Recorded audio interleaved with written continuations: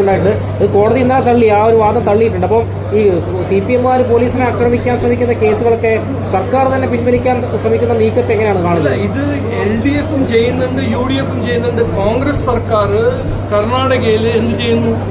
SDPI-ന്റെ എതിരെ, ജമാഅത്തെ ഇസ്ലാമിന്റെ എതിരെ കേസെല്ലാം പിൻവലിക്കുന്നു. ഒരു മുഖ്യമന്ത്രി സ്വെയറിംഗിന്റെ സമയത്ത് ഒരു ഭരണഘടനയുടെ കൈ വെച്ചിട്ട് പറയുന്നു, I will uphold the constitution and I will uphold the laws of the land.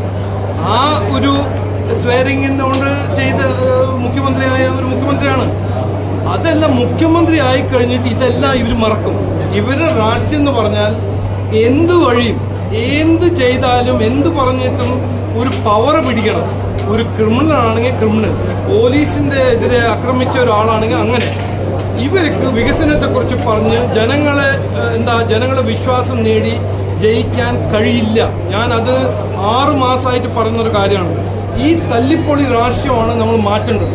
ഈ തല്ലിപ്പൊളി രാഷ്ട്രീയത്തിന് മാറ്റിവെച്ച് ഒരു വികസന രാഷ്ട്രീയം. ഞാൻ ഇന്നൊരു വെല്ലുവിളി കൊടുക്കുന്നു, ഒരു ചാലഞ്ചായിട്ട് പറയുന്നു. UDF-നും LDF-നും വികസനത്തെക്കുറിച്ച് ചർച്ച ചെയ്ത് ജനങ്ങളെ വിശ്വാസം നേടാൻ കഴിയുന്നുണ്ടെങ്കിൽ അതിനെക്കുറിച്ച് എന്താ ചർച്ച ചെയ്യാത്തത്? എന്തിനാണ് ഒരു ധൈര്യമില്ലാത്തൊരു ഇവർ രണ്ട് പാർട്ടി എന്തിനാണ് ഇന്നും ഭീഷണിപ്പെടുത്തി ക്രിമിനൽ എലിമെന്റ്സിന്റെ സഹായം എടുത്ത് ജയിക്കാൻ നോക്കുന്നത്? 2025 കേരള നാട്ടിൽ ഇതാണ് നമുക്ക് വേണ്ടത്. നമുക്ക് വേണ്ടത് ആത്മാർത്ഥമായ സത്യസന്ധതയുള്ള പ്രവർത്തകര്, ജനങ്ങളെ സേവിക്കാൻ ഇറങ്ങുന്ന ആൾക്കാരല്ല വേണ്ട രാഷ്ട്രീയത്തിൽ. ഇതാണോ വേണ്ടത്?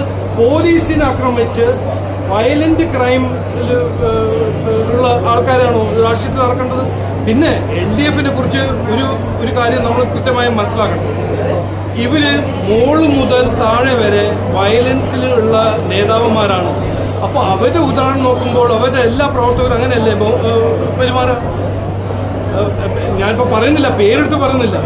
പക്ഷെ ഇവിടെ ഇത് കാണുന്ന എല്ലാവർക്കും അറിയാം, ആ പാർട്ടിയിൽ ഇന്ന് ആരാണ് ഒരു ക്രിമിനൽ ഒരു വയലൻസ് ചെയ്യാത്ത ഒരു നേതാവ്?